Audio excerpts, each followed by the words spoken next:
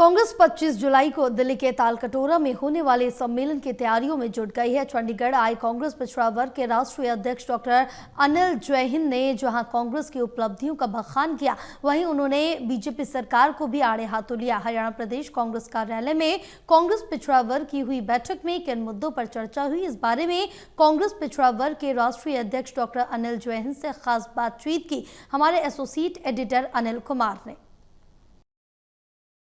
कांग्रेस पिछड़ा वर्ग की आज बैठक बुलाई गई है। इस बैठक में किन मुद्दों पर चर्चा हुई, इस मेरे साथ हैं कांग्रेस पिछड़ा वर्ग के राष्ट्रीय अध्यक्ष डॉक्टर अनिल जैन। इनसे जानते हैं कि आज की बैठक में किन मुद्दों पर चर्चा हुई है। देखिए, आज जो बैठक हुई उसमें हमारे हरियाणा प्रदेश के जितने ओबीसी के नेता थे उन्होंने भागीदारी की और मुख्य जो चर्चा का विषय था वो तालकटोरा स्टेडियम में 25 जुलाई को एक जो भागीदारी न्याय सम्मेलन होने जा रहा है कांग्रेस के ओबीसी नेतृत्व का, उसके बारे में चर्चा की कि उस कार्यक्रम को कैसे किया जाए। क्योंकि हम सब जानते हैं कि इस देश में जो बाबा साहब ने सपना देखा था कि इस देश में सामाजिक आर्थिक समता आए, राजनीतिक समता आए, उस लड़ाई को आज के समय में राहुल गांधी जी न्याय योद्धा लड़ रहे हैं और उस लड़ाई में उनको और ताकत देने के लिए हमारे एक पार्टी के जो ओबीसी कार्यकर्ता हैं उनका एक फ़र्ज बनता है कि बढ़ चढ़ कर के हिस्सा लें। तो उसी की रणनीति बनाने के लिए ये एक कार्यक्रम हम महासम्मेलन जो रखने जा रहे हैं तालकटोरा स्टेडियम में, और उसी की तैयारी के लिए कार्यक्रम आज का रखा गया था। डॉक्टर साहब, आपने कहा है कि 25 तारीख को सम्मेलन होगा और उसमें शक्ति प्रदर्शन किया जाएगा। ये शक्ति प्रदर्शन क्या कांग्रेस को दिखाया जाएगा या बीजेपी को दिखाया जाएगा? नहीं, शक्ति प्रदर्शन की तो मैं बात नहीं कह रहा। हमारा ये है कि हमें एकजुट होकर के, और ये जो शक्ति जो है हमारे कार्यकर्ताओं की, इसकी राहुल जी को इसको देना है ताकि उनकी इस लड़ाई में और गति प्राप्त हो और वो जो सामाजिक समता, समावेशी विकास इस देश में हो, उस लक्ष्य को प्राप्त किया जा सके।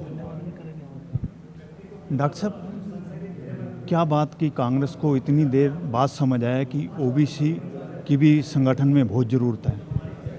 नहीं, ऐसा नहीं है कि इतनी देर बाद समझ में आया है। मैं अगर आप ये कहें कि 2006 में कांग्रेस ने एक बहुत क्रांतिकारी कदम लिया था, जिसका बहुत ज़्यादा, क्योंकि कांग्रेस पार्टी में बहुत खूबियाँ हैं, लेकिन एक कमजोरी ये है कि वो जो अच्छे काम करती है ना उसका प्रचार नहीं कर पाती, ये आप भी मानेंगे।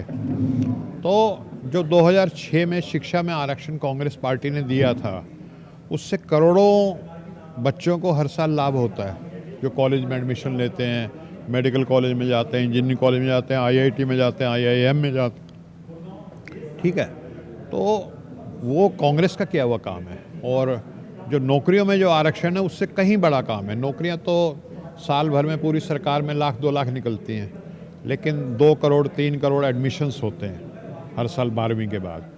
तो वो एक काम है, वो कांग्रेस करती रही है पिछड़े वर्ग के लिए हमेशा। और ये हो सकता है कि कभी कांग्रेस का फोकस कहीं और हो जाए, कभी कहीं और हो जाए, क्योंकि आज़ादी के बाद देश को बनाने का काम था तो नेहरू जी ने शिक्षण संस्थाएं बनाई, स्टील प्लांट लगाए, बाढ़ क्या कहते हैं आपका, जैसे डैम्स बनाए, बिजली बने। ठीक है, उसके बाद इसरो और एटमिक को सारे काम शुरू हुए। इंदिरा जी ने देश को मजबूत बनाने के लिए पाकिस्तान के 2 टुकड़े कर दिए।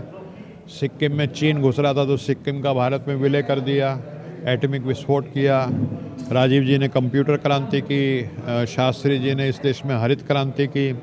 तो समय समय पे देश की ज़रूरत के हिसाब से अब राहुल जी इस देश में सामाजिक समता और आर्थिक समता लाने के लिए वो काम कर रहे हैं। तो ये कांग्रेस का प्रेजेंट एजेंडा ये है। डॉक्टर साहब, आपने कांग्रेस की उपलब्धियां तो बता दी, केंद्र सरकार की 11 साल के जो कार्य किए गए हैं उसको कांग्रेस कैसे देखती है?